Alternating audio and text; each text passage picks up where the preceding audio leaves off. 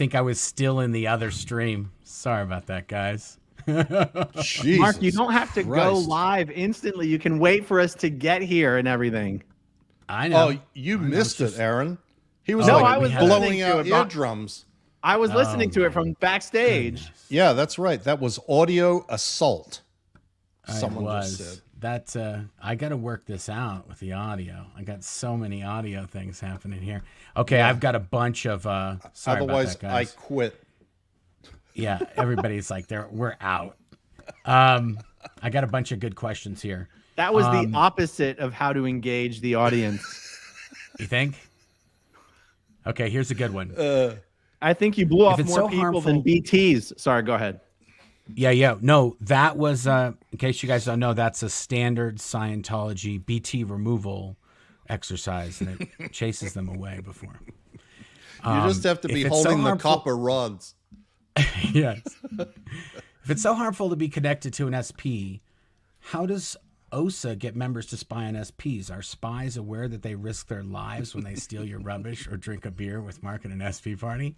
You know, that's a very good question. They're kind of, for the Scientologists that they send in, they're kind of like sacrificial lambs. They got to take one for the team. But for the most part, the garbage guy, he's just a paid PI or, guy who buys garbage from the garbage man. So he doesn't know anything about it. It's a paycheck to him.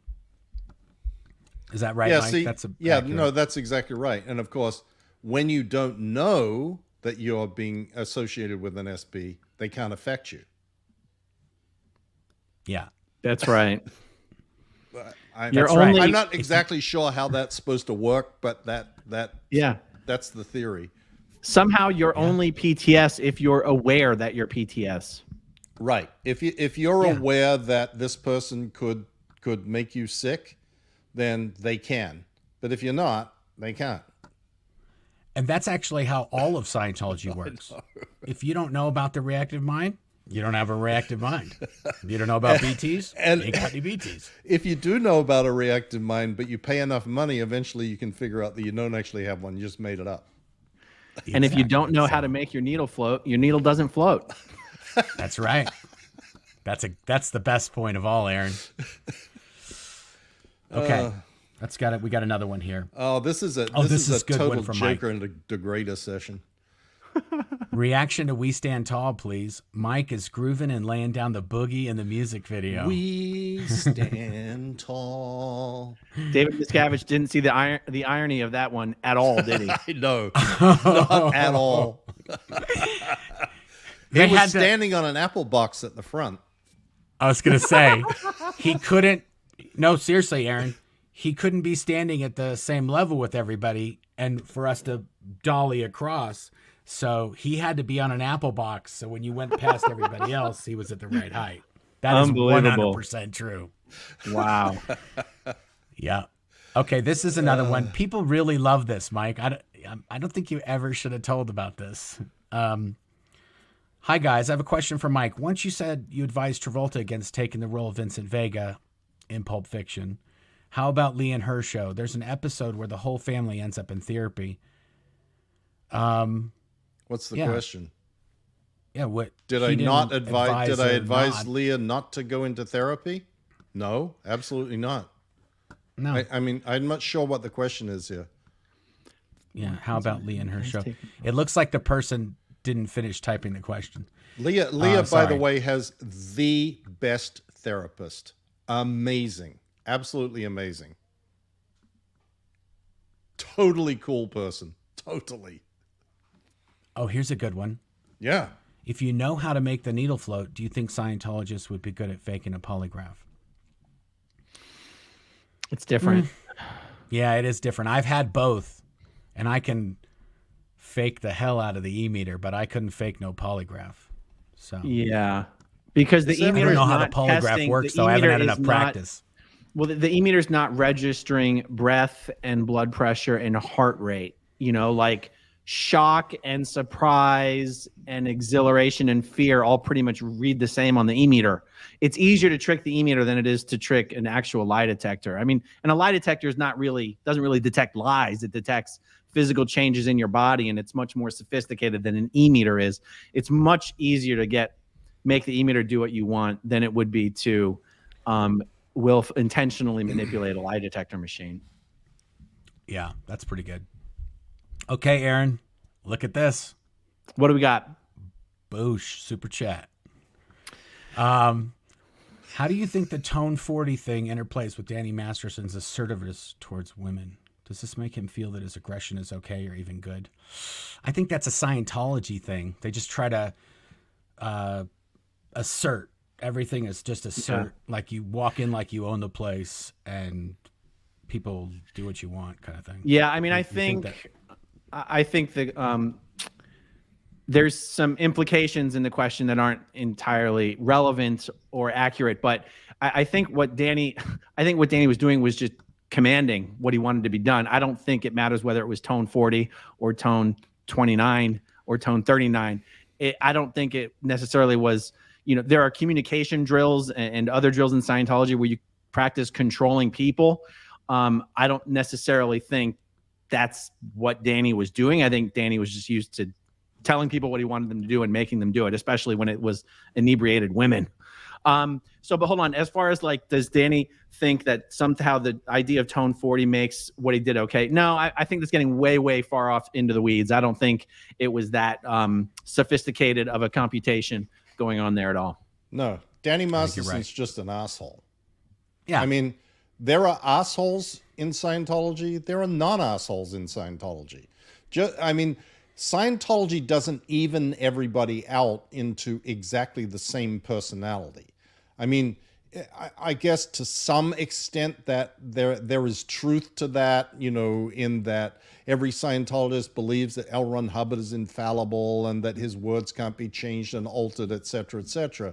But an inherently nasty asshole will still be an inherently nasty asshole. And someone who mistreats women will still mistreat women, and there will be people who will undergo exactly the same Scientology experience as someone else and not be a complete asshole that mistreats women. So I don't think that you can ascribe that to Danny Masterson. What I do think can be ascribed to Danny Masterson is what happens after the fact. Because that's where the Scientology teaching comes in about how things like that get dealt with, what the explanation for it is. You need to deal with your reactive mind. We need to handle this in auditing. We need to keep this internal, blah, blah, blah, blah. So that would be my answer to that question. Okay. Here's another good one. Is there any suspicion that DM had something to do with LRH's death? He was alone with him, etc. Now, DM was nowhere near LRH when he died. He wasn't even in the same county. True. Most of the He didn't even have any idea where he was. Yeah, so I was going to say most of the DM action... If I can. Go ahead. So, Mike, even though Miscavige wasn't even present, Dr. Eugene Denk testified, wrote an affidavit saying that L. Ron Hubbard had a stroke 7 or 8 days before he died and was having trouble even speaking. And yet he changed his last will and testament 1 day before his death. Doesn't that throw up any red flags? No, because what got changed in the last will and testament, believe it or not, was primarily to remove money going to the brokers. Because it was decided that might cause some problem. And this will had been written, and his estate planning had been done years and years in advance. In fact, the whole structure of Scientology with the Church of Spiritual Technology and the creation of that as a repository for the money from Hubbard's will, et cetera, was done fucking many years before. That's what these attorneys that were the L. Ron Hubbard personal attorneys that were called the ex-attorneys, Sherman and Stephen Lensk and Larry Heller, who were these lawyers that were out in the valley in Los Angeles and were the super secret undercover men who represented L. Ron Hubbard had worked on this estate planning for a long time. The will of Hubbard was not material. He did sign a new will. I think his signature is so fucking wobbly gobbly that you couldn't even recognize it. But it didn't change anything significant. Like, nobody did something to change that will that made it suspicious. If anything, it was sort of the other way round. They were trying to get themselves out of being given a bunch of money, because I think he left more money to Pat and Annie than he did to Mary Sue. And that was going to look bad, and that's what got changed, I think. Wow. Amazing. Okay. That's a good answer. Okay, here we go. Thanks for the super chat, Liza Jane. Do you think there are Scientologists here in this live reporting back to DM? I would think so. Oh, there's OSA people that monitor every one of these things. You can tell they monitor everybody. They monitor Tony Ortega's blog, my blog, anything Aaron says. I mean, there's all these little tweets that go out and stuff that comes up and is said. And, you know, it just is a never ending source of entertainment for people in OSA who then have to report to Miscavige on what they have seen. And I'm sure gets they very have a tricky. really rough time. It gets very tricky when Aaron keeps bringing up this Munchkin nonsense on a full-time basis, because they have to report that, but they have to do it in a very good way. So there was some off-color comments that were made by the SPs. Yes. Aaron, in the reports when I was... Sorry, go ahead, Aaron. Aaron compared you to a Keebler elf again, sir. When I was posting stuff on the internet, and it's going to come up in these documents I'm working on releasing in these Scientology spy files, there was a part where I joked, and they will never let this die, where I jokingly asked if Tommy Davis and Dave had gotten the Costco-sized tub of lube that I sent them. And they mention that every chance they get. Oh, my God. I know. Like, they grab onto those things. It's like, I didn't even remember where it was that I made a comment about, you know, David Miscavige being like Hitler, or, you know, any analogy to Hitler. I didn't even remember where it was. But, oh, my God, they latch onto that like, oh, Jesus, blasphemy. The other good one was when, oh, my God, your mind might be. Oh, Ron Miscavige, when he left, and I told him about the Hitler thing, he goes, you know, that's what we used to call him when he was little. Little Hitler. No. And I was like, wait a minute. And Ron was like, yeah, he started listing Enrique and Theta, Little Hitler. They had all these names for him. He was a little terror. It's Joseph Martin. Thanks for the super chat. Do you think or know if Christopher McQuarrie, Tom Cruise's director for years, is a Scientologist? I don't think so. What do you think, Mike? Not. Okay. I don't think so either. I just ordered Mike's bobblehead for Xmas. Can't wait to see her reaction. Thanks for all you do. By the way, where's Leah's? LOA. I'm assuming this person bought the bobblehead for a female for Christmas, and he can't wait to see her reaction. I'm assuming that too. The bobblehead's reaction is going to be this. That's the only reaction the bobblehead's going to be. And it's a he. Let's see here. Well, wait, it said, where's Leah's bobblehead? Hey, I answer the questions here. We're working on it. Don't go nudging shit that we don't want to talk about. Oh, my God. Okay? These bobbleheads is going to be the death of me. I turned it over to Claire. I was like, this needs a female's touch. Yeah. You deal with that. Not me. Okay, what can you tell us about Priscilla and Lisa's Marie relationship? I saw a leaked knowledge report on Priscilla wrote about Lisa. What? Do you know about this? No, I don't know about it. What I know about their relationship, though, is It's on again, off again, constantly, depending on a lot of factors. I mean, Priscilla is very controlling. Priscilla is the matriarch of the family. You know, everybody was supposed to be in Scientology because Priscilla was in Scientology. But then, you know, at various points, Lisa Marie has been, you know, gone off on her own thing, and then she ends up being out of favor. And then she comes back and goes back to do another, you know, purif to clean the drugs out of her system. And, you know, it's just it's sort of a messy relationship because it's entangled with their involvement in Scientology. And anytime you have relationships that have Scientology participation and being in good standing with Scientology layered over it, the relationship is a mess.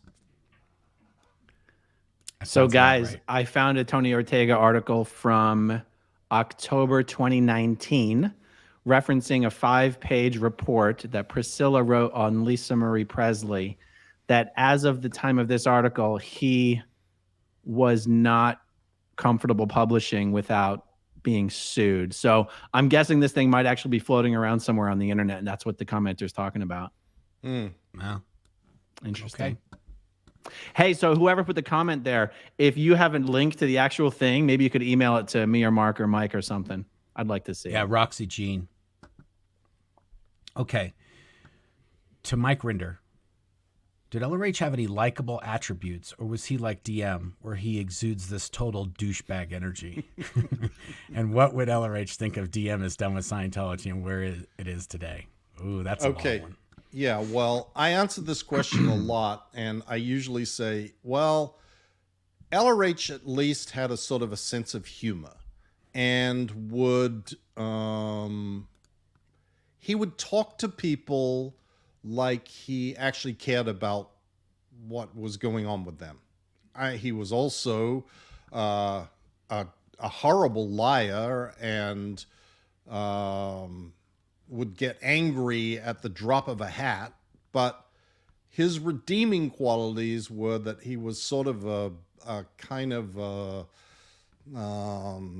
more avuncular fellow who you could engage in a sort of a lighthearted or, you know, joking around conversation with, which is not really the case with Dave. What do I think Hubbard would say about Miscavige? I think that he would be super, super, super pissed at him for having canceled the briefing course, for having canceled KTL, for having canceled, you know, Class 8 course. Like, that would be the first thing that he would be like, oh my fucking God, this guy is an SP, and SP took over and tried to destroy the tech. And then, fundraising. And I was L. going Ron to say, Hubbard there's an issue that directly 100% prohibits all fundraising. There's no such thing in Scientology. yeah, you can pay for services, but you There's can't no do pay to other play. stuff. And Meritorious, gratuitous $10 million donation. That L. Ron Hubbard prohibited all of that. And to some extent, I think that he was absolutely right about that, because what has happened is that Scientology has become something other than the, quote, technology. It is no longer about the auditing and training and trying to move people up the bridge. It is all about trying to get money and buy buildings. And that would be something else that Hubbard would be like, oh, fucking, yeah. He would be livid, tearing the walls down, mad about that stuff. And yeah, just in case it's not clear, Hubbard didn't turn it over to Miscavige. Yeah. Miscavige basically ran a coup and kicked off the people that he did leave in charge and took over. Right. Okay, That's here's also another good one. greatly detailed in my book. Yeah. If you guys haven't read Mike's book, you got to read it. It's got backstory for days. Okay, this is a good one. This is for Aaron because this is a follow-up on a video he did, I want to say in the last few days, about seeing Miscavige when he was driving in his car in Clearwater. No, so when Aaron saw Miscavige driving in the SUV, was he on a booster seat or was he steering the wheel in his way? My guess is that he had this Cadillac custom made so that the seat, just with an electronic button, can rise up so high that he can leave his booster seat at home. I saw no visible evidence of a booster seat, but you guys know, those car seats move up and down pretty quite a lot. Yeah. Seriously though, I heard a rumor that Miscavige is getting his like cars and stuff from the same guy who makes them for Wee Man and Vern Troyer, the mini-me from Austin Powers. I'm not sure if that's true or not. It's just I heard it. Hey, wait. I have a few LRH books from Goodwill. Mark. What? Mark Fisher is writing to us. Did you see okay. that?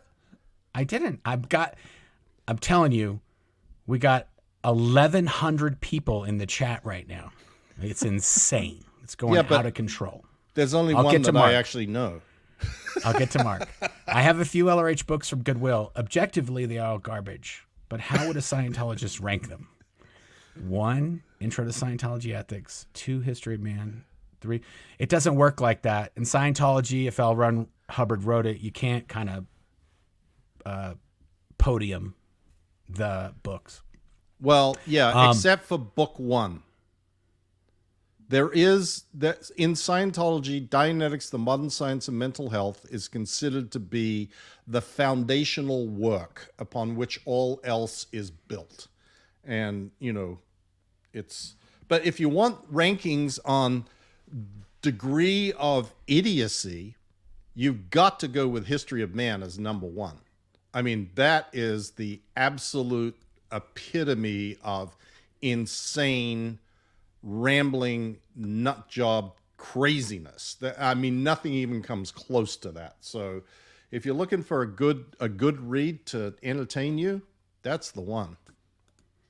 Yeah. Okay, I'm going to put this Mark one up. So Mark Fisher used to be in RTC, and he actually is one of the first people that I saw David Miscavige physically beat at the base right after he kicked him out of RTC. And he's got a question. Says, hi, Mark, Mike, and Aaron. Mike, can you tell how Scientology PI Dave LeBeau started as a Scientology spy and harasser?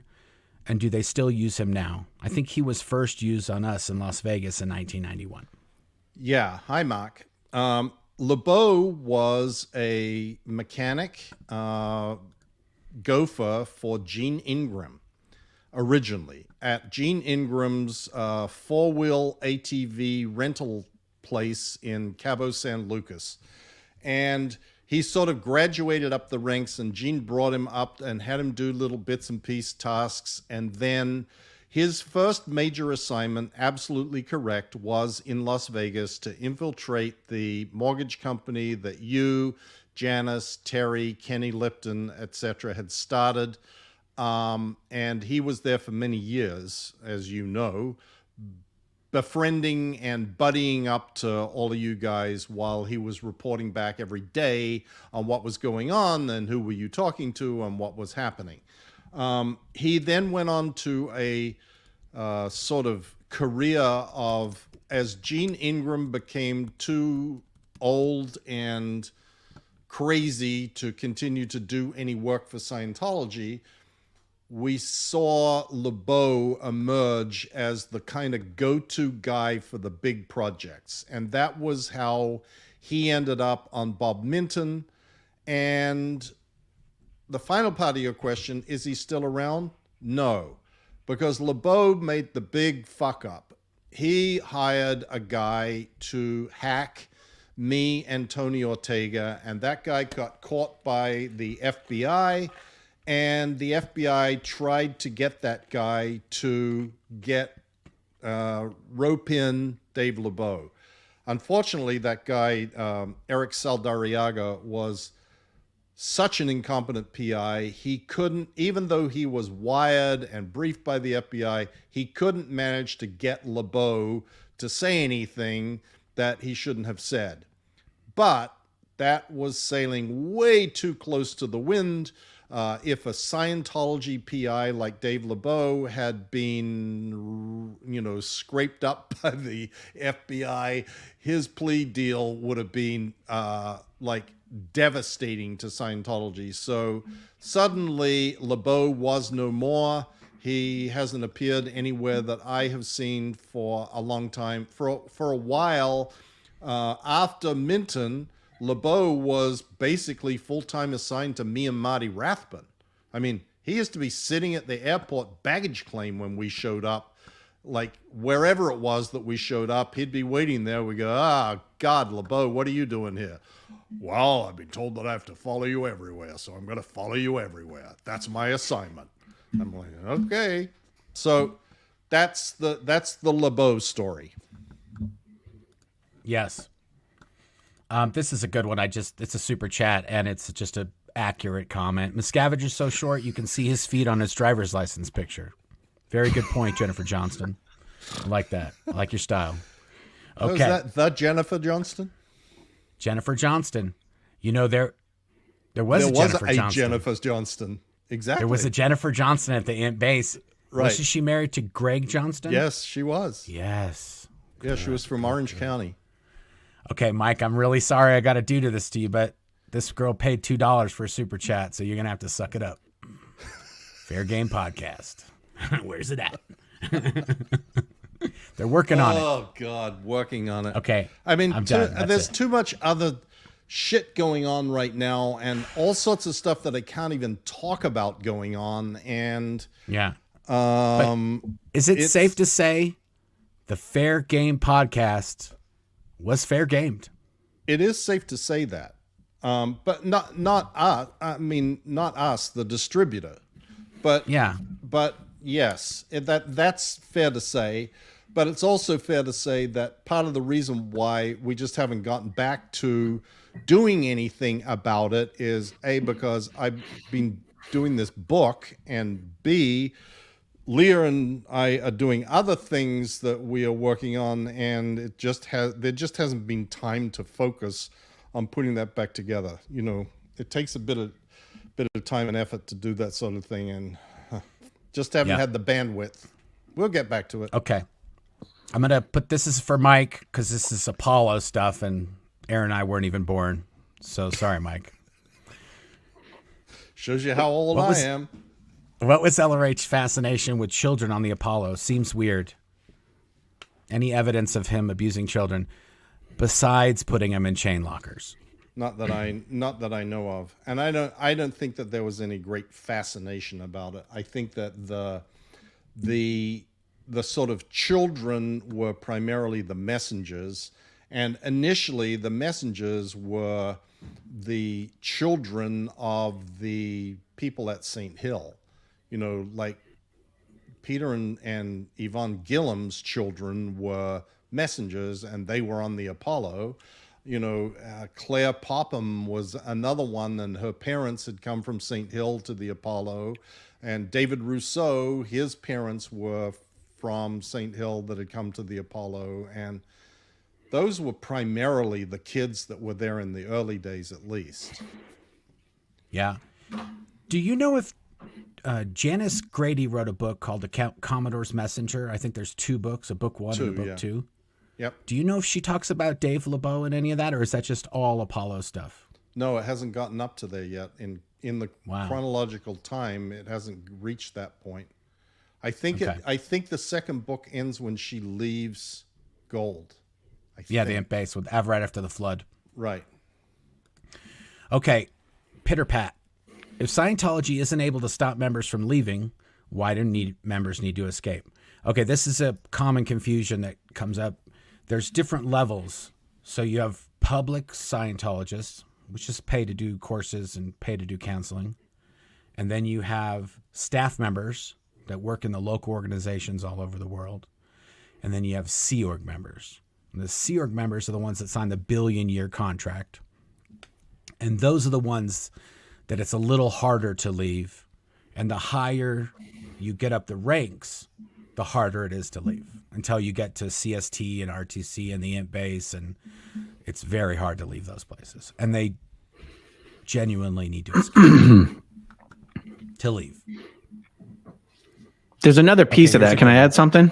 Sure. Oh, well, it also depends on whether someone wants to continue to be a Scientologist or not. Like true. when the question said they can't stop you from leaving. Well, if you want to continue to be a Scientologist, they can stop you from leaving. Do you see what I mean? So if you're willing to walk out the door and never do Scientology again and lose everything and everyone that's in Scientology, they can't stop you from leaving. But most people aren't at that point. And when they are, sometimes they do need to, like Headley escaped on a motorcycle, or is it my, so did Marty Rathbun. People do need to escape. And yet, anyway, I think between those two answers, that kind of covers it. Yep. I think you're exactly right. Okay. Let's do the next one. I had it, and then let's unstar that one. There we go. This is a good one. I was thinking about this myself. It's Joseph Martin says, for Mike, any plans to release more signed copies of your book or maybe signed bobbleheads? P.S. Mark, ordered your book and can't wait for it to arrive. Love those live streams. 10-4. Thanks, man. Appreciate it. Well, what do you think, guys? You want to do more? We do it just through the Aftermath Foundation to raise funds for the Aftermath Foundation. It's really up to you because you got to order them and then you got to sign them. And so if you're willing to do it, I think we could, I don't know. We could. I just think we have to put a higher price on them because they sell out in 5 seconds. So, and the point is to raise money anyway. So it's almost like, you just have to figure out what is the right balance there between number of books and price of the books. If they sell out in 5 seconds, the price is too low. Sorry, it's Joseph Martin. Okay. Looks Sorry. like Aaron's going to hold these hostage. Okay, well, we'll talk. We'll talk afterwards. I'll order some more and I'll sign them and ship them off to you, Mark. Perfect. Here's a good one. 30,000 members worldwide. How many ex-Sea Org members? That's a good 10,000? That would have probably been my guess, 10,000. There are a lot. And if you include people that just didn't even make it through the EPF. Which I wouldn't. Would you? Probably not. And so I was going to say, if I was saying, ex-Sea Org members, I would count only people that ever made it onto an actual Sea Org post. Like made it through the EPF and got posted. That would be 10,000 is probably a pretty good guess. I mean, it's 50 years. That's not that. Yeah. I've thought about it long and hard. 10,000 is the answer. Okay.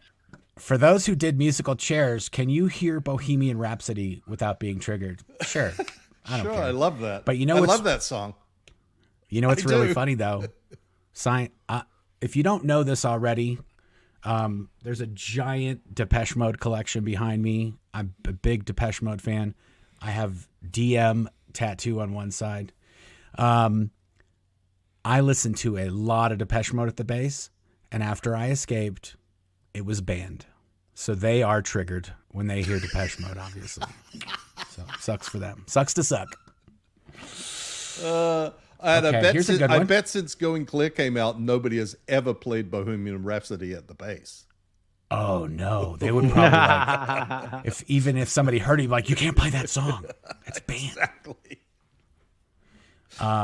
Here's a good one. How do y'all get your information? That's from Susan, and she might be Southern. Well, I'll let Aaron answer this because he seems to get the most, he disseminates the most information, I think. He's getting lots of people sending him stuff. Well, the answer is just there's tons of people who are not really in their hearts and minds in Scientology anymore, but they have to pretend to be in order to keep their friends and their family. And those people are now doing what I did from 2009 to 2013, which was secretly give all of the data to the people who are publicly speaking out. At that time, it was Mike and Marty. And I was one of their nice little spies on the inside. So that's where we get our information now, is just tons of people who are connected to, I mean, someone contacted me just last week from one of the most prominent Scientology families that exists. So Miscavige will never understand how many people are secretly in touch with us. And I love talking about it because he's so intensely paranoid that even mentioning it on these videos will probably throw him into fits. Anyhow, and they are little fits because he's a little man. Otherwise, our information comes from the only one and true source of any information, and that is L. Ron Hubbard, obviously. But no. Well, Okay, I will say one other thing about this, which is information that comes to us, given our experience, has a lot more we can place a lot more significance on it and read a lot more into things than others may be able to, and therefore can extrapolate more stuff out of the information that we do get because we know what it means. Totally. Okay, this is a super chat. Just Susan again. Mike, your book, A Billion Years, was awesome. There you go. That's that. No Thank question. You. I appreciate that. This is a good one. And this does come up because this there's been a few recent high-profile celebrity Scientology deaths. And they seem to have found out they had cancer when it was at stage 4, and then it's too late to do anything. Are there any Scientology doctors, RNs, EMT, or no because of pharmaceuticals, et cetera? And if so, would they have to refuse care to an SP? Love y'all's work. There certainly are all of those things. Right. Yeah. Not many.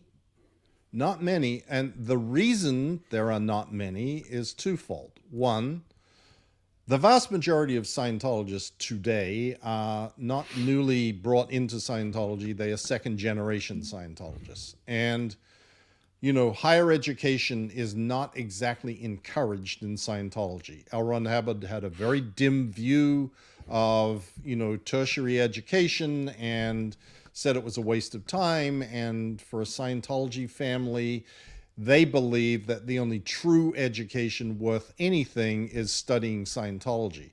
So you don't tend to have second generation or third generation Scientologists becoming professionals like doctors or RNs, because that takes a lot of time and effort to study. And secondly, there are not that many new people coming into Scientology who have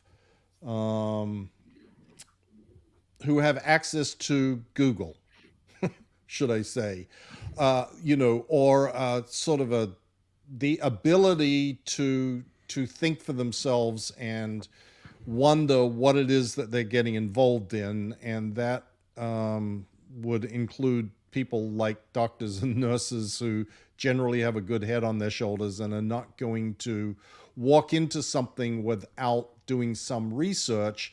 And these days, if you research anything about Scientology, you ain't going to get involved. So there are some older people who were doctors and nurses and that sort of stuff. You know, Gene Denk was one. He was a doctor who was a Scientologist. So was Megan Shields. She was a doctor and a Scientologist. And there have been a number of them. They're sort of notable because there aren't that many. And I don't think that any of them, well, actually, there is a doctor in Clearwater called Danusha Jackson, who is a pediatric doctor. And when Christie got declared, she sent a letter to Christie saying, "I am no longer treating your son." Unfortunately, Christie threw away the letter in disgust. She should have kept it. Don't they have like a Hippocratic oath that they have to take? Oh, that's a big no-no. It is absolutely forbidden.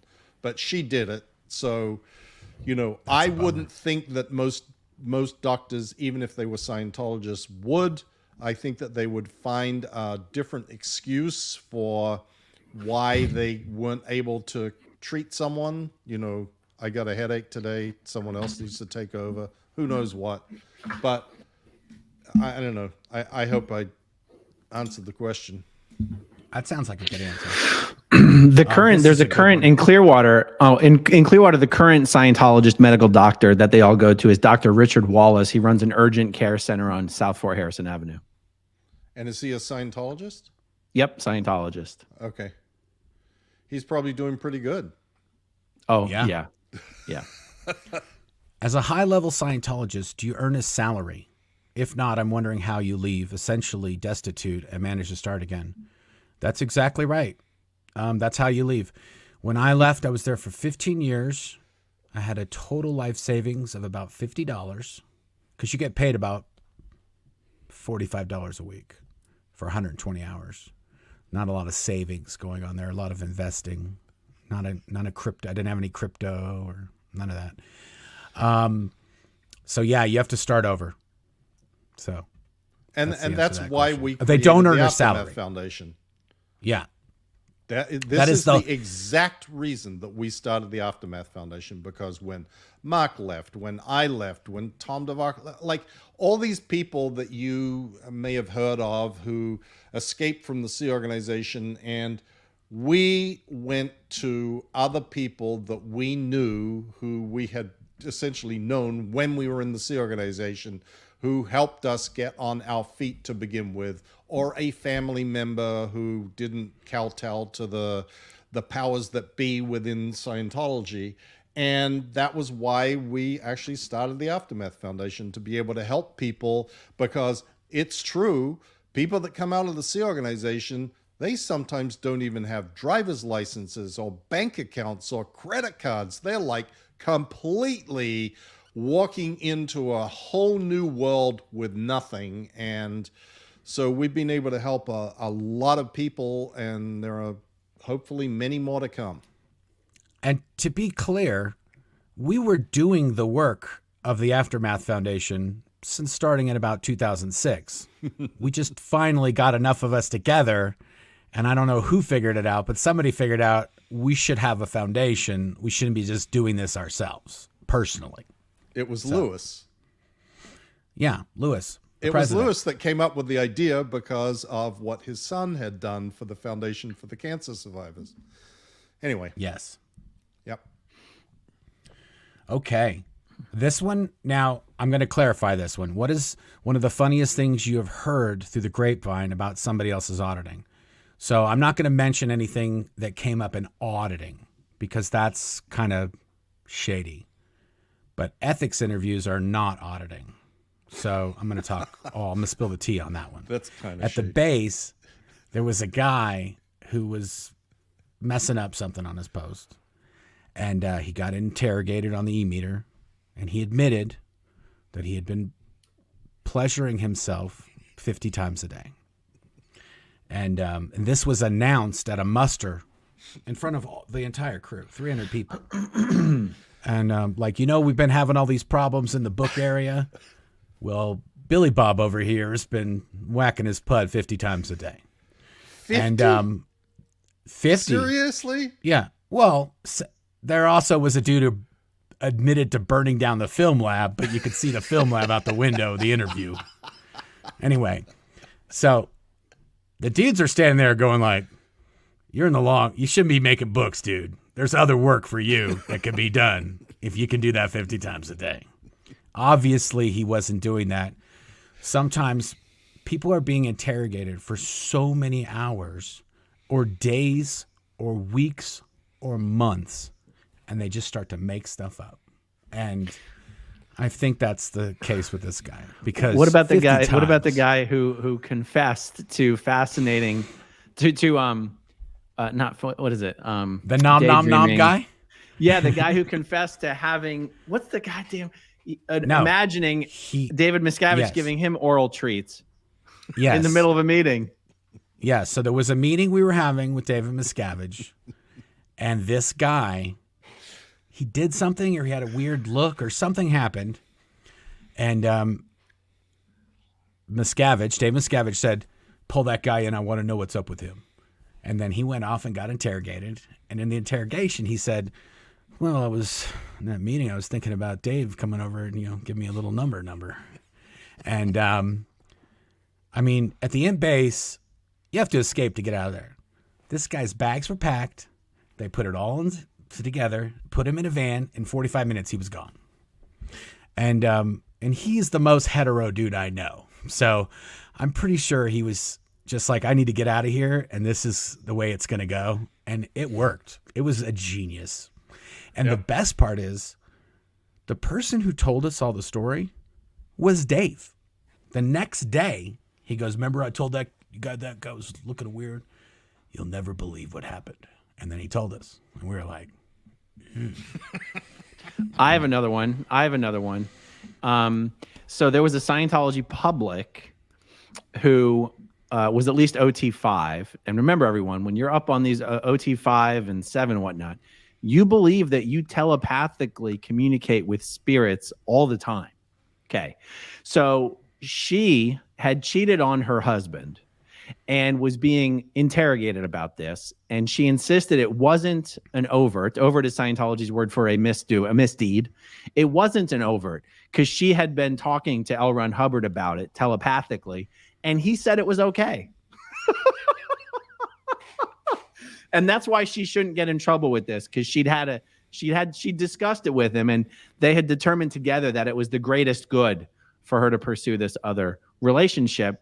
So L. Ron Hubbard was vouching for her infidelity. That's one of the craziest things I've heard. Now, this was a woman who, in her auditing file, there was a note that, like, this person is not allowed to move on to any further OT levels as long as she claims to be speaking telepathically to L. Ron Hubbard. Wow. That's a new one. There was a lady at the ant base, and this last one, I'll get on to the next question, but there was a lady at the ant base. She worked for me, and that's the reason I know about this. And she would get headaches all the time, and she thought it was because she was Abraham Lincoln in a past life. So it's kind of crazy. What's that got to do? Oh, because he got shot in the head? Well, yeah. Oh, okay. I'm probably sure if you came back and you were like remembering your past life as him, maybe get a headache or two. Did it only happen when she went into a movie theater? I don't know. I didn't actually ask a lot of questions about that part. And I guess it means auditing didn't work on her, because just that one Dianetics auditing session should have gotten rid of that problem, right? It's starting to make sense here, Aaron. Let's try not to do that. Okay. Yeah. Okay. Thanks, No wonder Marcus. she worked That was at a great Gold. question. Yeah. Right. Okay. This is another Mike. Everybody wants to like pump up Mike tonight. Mike, I'm from Melbourne, and I love how you have both accents when you talk. You're still an Aussie. Yeah, but most Aussies think, no, you're a Yank. Yeah. Oh my God. When we went to England, like Claire's from England, folks. If you've heard her talk, you wouldn't think that. When we go back and see her family, they're like, you traitor. Don't even have an accent. Not even an American English accent. Just 100% American. I don't know about this. Maybe I'm just not watching a lot of news. Thoughts on the Reno mayor's lawsuit against a PI? Anybody know anything about that? I've not heard anything about this. I took Reno out of my news feed a few weeks ago, so I'll put it back. We'll see what happens. Here's a good one. With so much move to LA and Clearwater, is there any production going on at the Ant Base, or is it just a prison now, full stop? Pretty much. There's nothing happening there. And when I was there in 2005, it was getting pretty slow. I think when you left in 2007, right, Mike? Yep. It was getting even slower. Yep. And we've heard from people who've left recently, they are up to just a whole lot of nothing.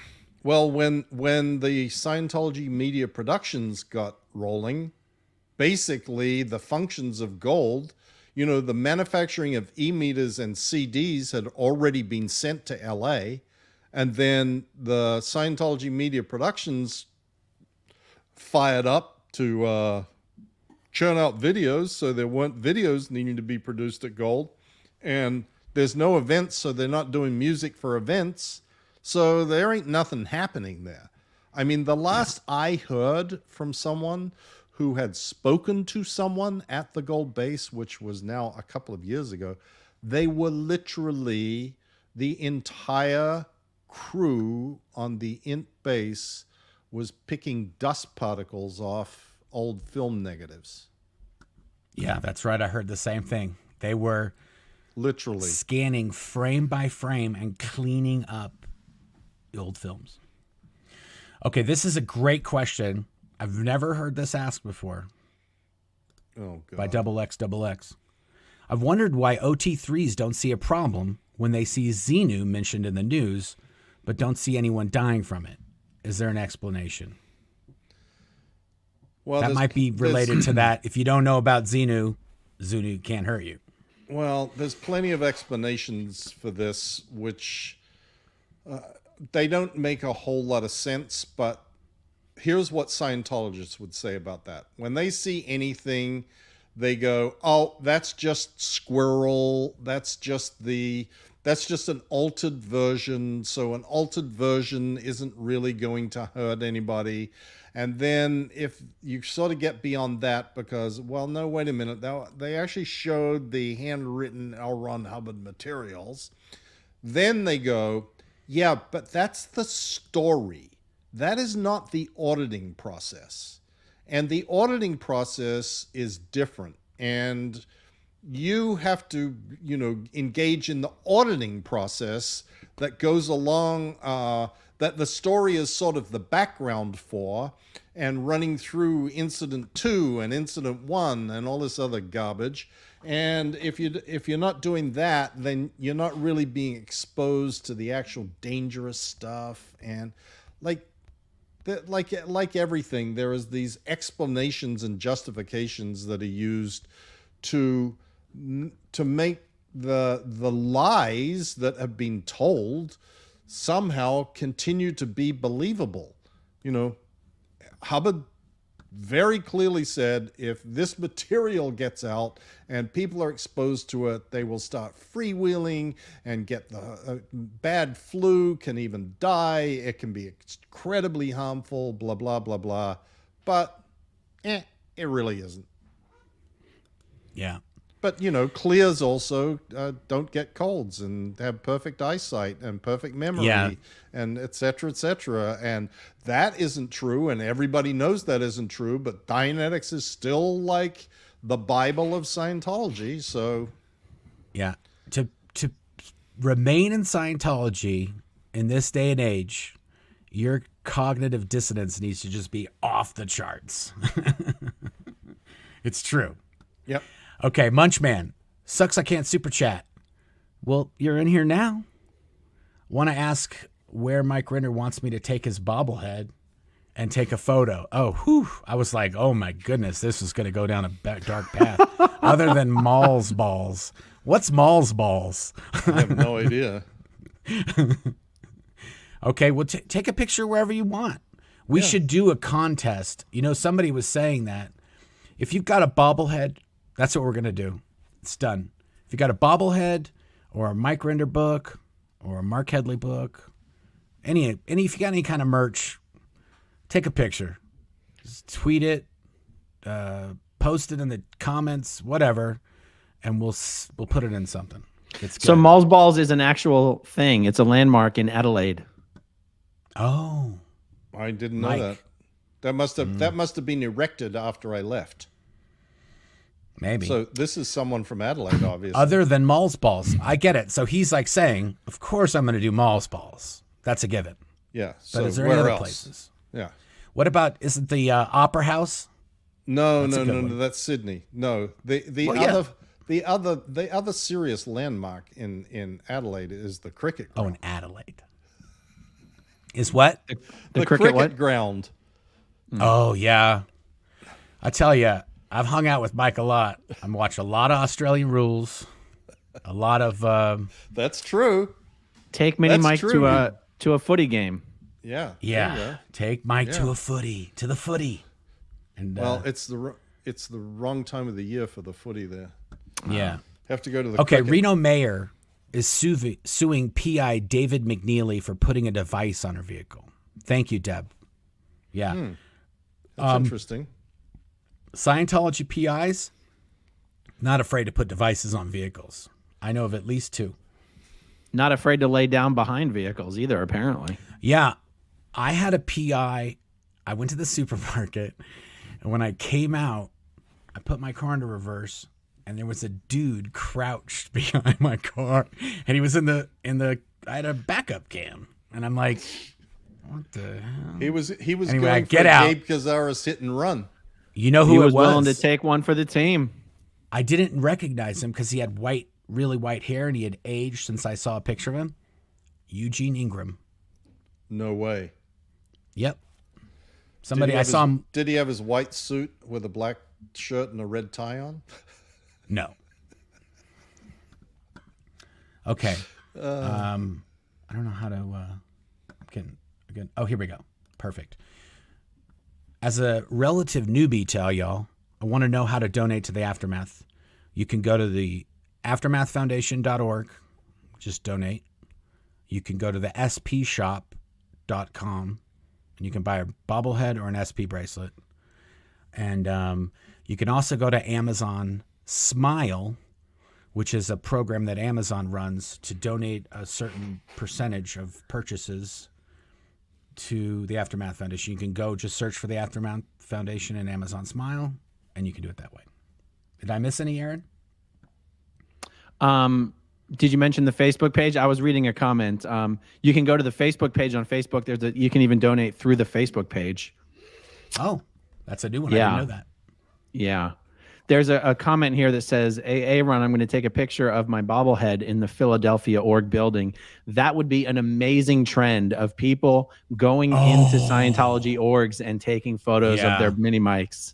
It'd be I'm awesome. telling you right now, if you take a picture of a bobblehead, my book, Mike's book, any of those inside of a Scientology org, you're getting a free career bracelet. SP bracelet. I can't give you a clear bracelet. I don't have any of those. Thanks, Rick, for the super chat. That could be one of those SP bracelet. Certified that could be a lot, Mark. Like a lot of people could do that. I think you'd be surprised. I think that's a pretty high goal to actually go in there. I think, I mean, it could be a lot, but we have a lot of bracelets. Okay. Good. I don't think that many people are going to do it.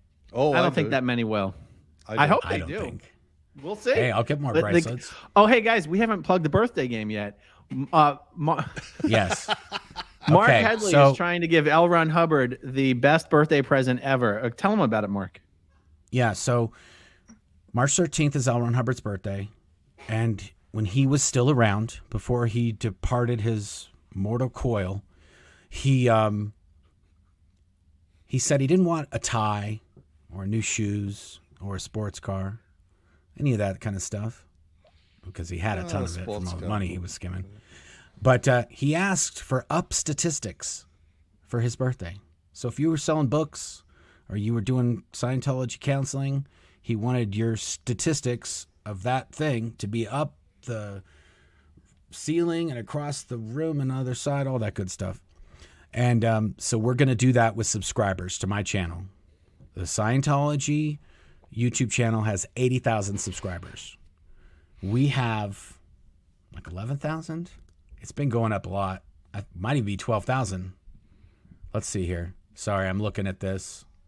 It is 11,657. So we've only got, I'll just use Aaron's line. I grew up in a cult. I don't know math. That's 62,000. Aaron, double check my work. What's happening? How many more subscribers do we need? 68,000, Mark. That's the one. That's what I said. 68,000. So we need 68,000 subscribers. We've already figured it out. It's about 900 a day It might even be a little bit more because I haven't been getting 900 a day. So spread the word, share, like, retweet. Yeah. I mean, guys, we got bell, 1,600 people watching live right now. Double check, guys. You might not be subscribed. Hit that subscribe button. Yeah, double check yourself. That's right.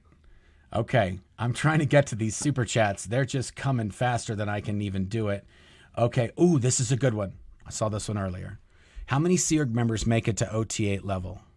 Like 6. I only know of like 10. What do you know? And Mike? most of the OT8s in the Sea Org got to OT8 as a public, and then were guilt tripped into joining the Sea Org. Almost nobody gets to OT8 in the Sea Org. Yeah, That's right. And Almost the few nobody. OT8s that were at the base, I could run circles around these cats. I mean, there was a few of them. They couldn't organize their way out of a wet paper bag. I mean, they were pretty down there. It was actually bad PR for OT8 because they were useless, and they were very moody. All of them, 201. I don't know what's up with that. There might be some kind of thing. This is a good one for Mike. I loved it. It was so good. It was so good. So good. If you were an ex-Scientologist, you were like, that's right. That's right. Yeah.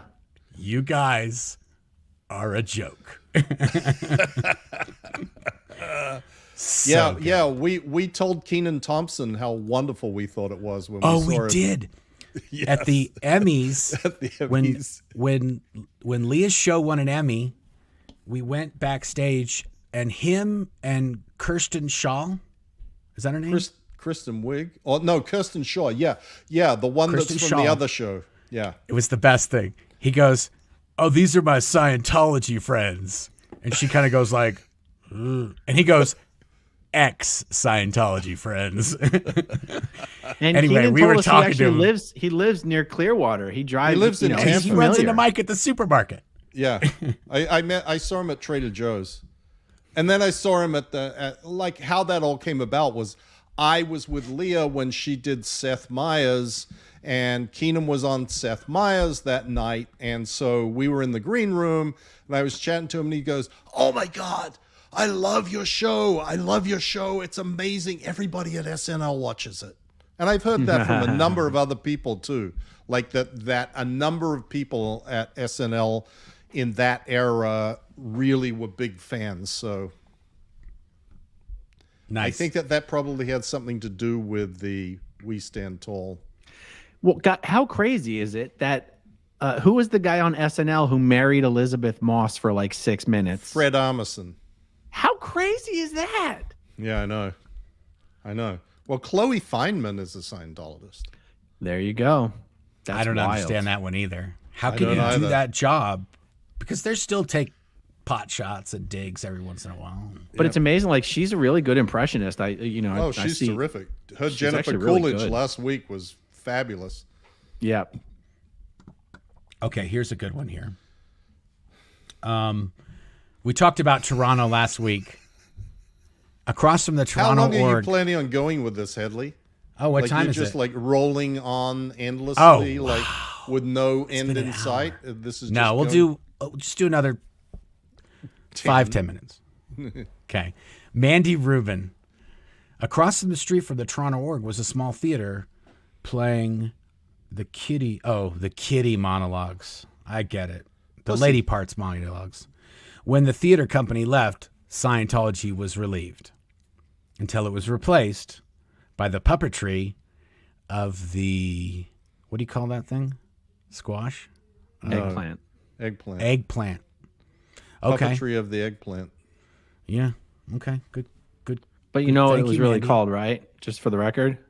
Yeah, I know. Oh, trying not No, to I say. don't.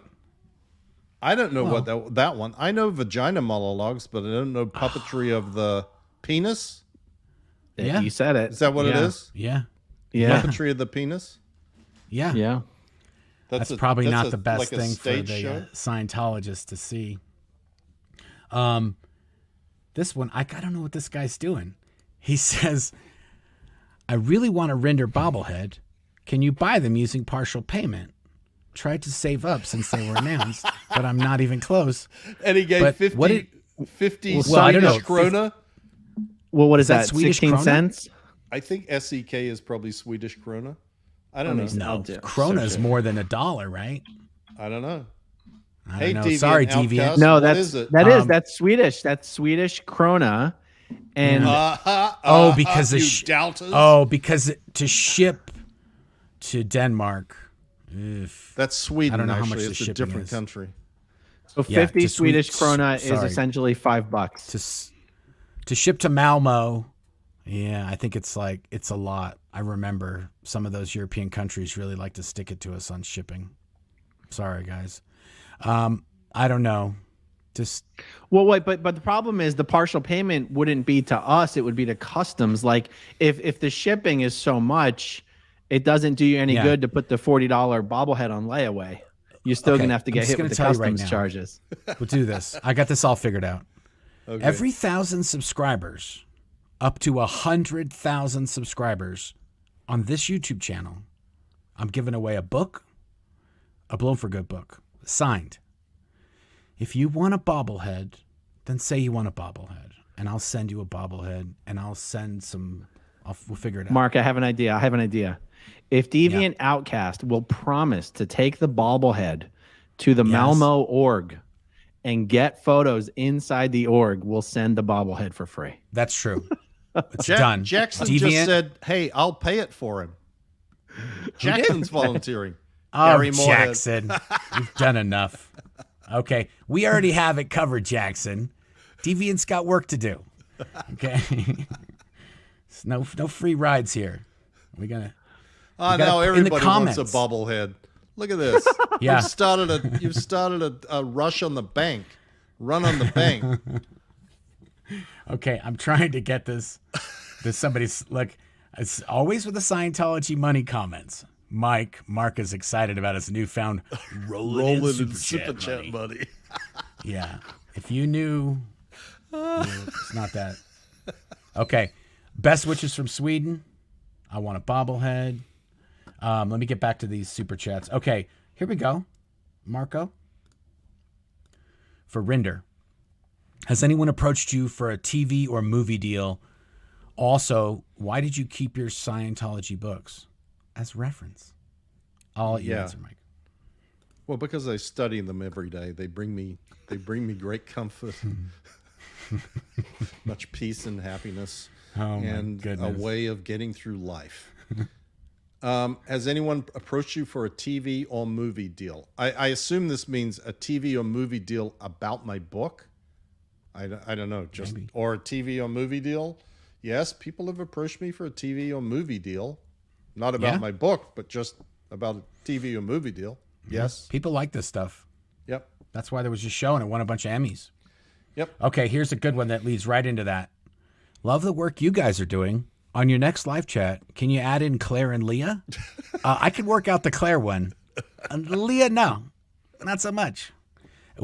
There'd be like a whole glam squad off to the side. Exactly. And it would be, it's a lot. It's a lot.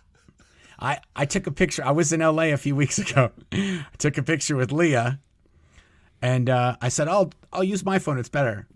Oh, wow. She used her phone and then that's it. And I think like I got the photo back and I looked like Pinocchio. I was so retouched. I didn't look like me. I didn't even use it. I was like, Okay, here we go. She retouched me, by the way. She looked normal. I was the one who looked like Pinocchio. Okay, bless you guys. I never thought I would say this, but Mike has redeemed himself. Okay, I didn't know he needed to from some of the shitty stuff he did. Well, okay, if you say so, Sir Crepitus. Wasn't Mike's fault. He thought he was saving the planet. Keep up the great work. Well, thank you, Sir Crepitus. I appreciate you giving us the green light finally. Okay, there's one last question we're going to do. Yeah. I'm taking charge now. Okay. Mike's going to do it. It's one of these one. I can't pull these things up. So you're going to have to do it. It's from David Bonner. Okay. You see it there? $50. Is it near the It's a bottom? $50 It's relatively goodness. recent. Okay, I'm looking for Okay, it. I'll You read can it. just I'll here read we it. go. I got it.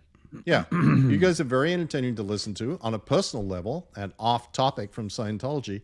What are each of your fave drinks, alcohol or otherwise, and fave cuisines? Okay, so I will answer first. Favorite cuisine? Indian. Fave drink? Moscow Mule. There you go. You're a Moscow Mule guy now? Yeah, you turned me on to that, and that's my thing. Wow. All right. I'm Moscow Mule. And Yeah. I'll let Aaron answer because I don't know about the cuisine one. Well, I'm more In and simple. out It's like if I burger, drink. Headley. Okay. Yeah, In-N-Out. there you go. So for drinks, like if I'm drinking beer, it's usually Yingling. If I'm drinking liquor, it's usually Scotch. But if I want to be fancy, I love an espresso martini or a really dirty gin martini. And when it comes to cuisine, I'm just very simple. Any medium rare steak is up my just any steak medium rare. That's my jam. And I've seen that. yeah. So what was your cuisine, Mark? In-N-Out. I'm simple. Oh, yeah. Okay. You know, I used to have to go to California or Vegas or Utah to get In-N-Out. And then they opened one here near where I live. And even worse, like a block from my shop. So we have a once a week In-N-Out rule now that has to be enforced because otherwise I'd just be to butter my hips to squeeze through the doorway. Oh my goodness. Bobbleheads and SP bracelets. We're doing all our housekeeping here. spshop.com. Aftermath Foundation. You want to support that? Go to the super chats. Don't go to the Aftermath. If you want to donate to the Aftermath, go to the aftermathfoundation.org or you can go to the SP shop. Those are the two funnels to support the Aftermath or Amazon Smile or the things we talked about earlier. Or the Facebook All page the for the links will be in Aftermath the Foundation. description or the Facebook page. And then, all the copies of Blown for Good, if you buy them through blownforgood.com, signed by myself and Claire, my wife, since there seems to be many more fans of Claire than me on here. I see it in the comments all day, every day. Get Claire, get Claire, get Claire. For good reason. We got her a microphone. We're going to get her a good camera, and we'll put her in here. It'll be 4. Can you do 4? How does that work? I don't even see a thing for 4. Oh yeah, you can. Of course. Okay. We'll do it. Thanks, That guys. would be fun. If you haven't subscribed, we got 1,600 people in here. If you guys all subscribe, I'll be at 13K right now, I think. Well, we're going to do that math. probably thing most again. of them Let's are already subscribers, Mark. Well, You'd be They're surprised. no, Be they're not. surprised. Because YouTube tells me the people who watch the lives and all that, and it tells me 12% are subscribers. Wow. So, yeah. Oh, well, get Telling your you. act together, people. Just so That's you why know. live streams are such a great way to get new subscribers. Yeah. Also, it's free. Subscribe for free. Notification bell for free. Comment for free. No charge. You can do as many times as you want. You can subscribe, unsubscribe. You could like the video, unlike the video. Okay, Much as you want. Deviant Outcast, you can do Stockholm. That's okay. You don't have to go to Malmo if you live in Stockholm. Oh, they. Yeah. I'm sorry. I just said Malmo because I've been to Malmo when I was in Copenhagen, putting all those secret cameras in AWSCU over in Copenhagen, Denmark. I think we're good. Well, We I got, don't think we're going to be doing next week, are we? What's next week? Oh, It's because the Mark, day you're. after Christmas. well, It's the day after. Yeah, maybe not. it's up to Aaron. Oh, No, amazing. I mean, I'm not going to be doing Kwanzaa. So it's the day after. I thought Christmas was on Saturday. Is it on Sunday? it's on Sunday. Oh. We'll see. Whatever. We don't have to. We don't have to. That's Boxing Day in half the world. Yeah, and also we can figure it out. if you last can't minute. come, Mike, Aaron and Okay. You'll we've got struggle broad along shoulders. without me? we could do it. Okay. Yeah, I could do I'm it. sure you can. Stretch a little before. Well, We'll won't get Claire be, on. It won't be as good, but oh no. Oh, we could do Claire. Oh. Yeah. Okay, I'm being replaced. Okay. Yeah. I quit then. Before you It's fire too much me, I quit. testosterone in here anyway. Awesome. Thank you, guys. So just so you know, when I did that last live stream and then you guys were still on camera at the end, that was everyone's favorite part because I didn't hit the kill the live button in time. We were still on. Awesome. We were still on camera. You're still on there and you're laughing like the outro video played and you're just like standing there like it was awesome. It was really good. Anyway, so don't hang up until I hang up. Don't touch that dial. Don't touch that dial. Thanks, guys. Until next time.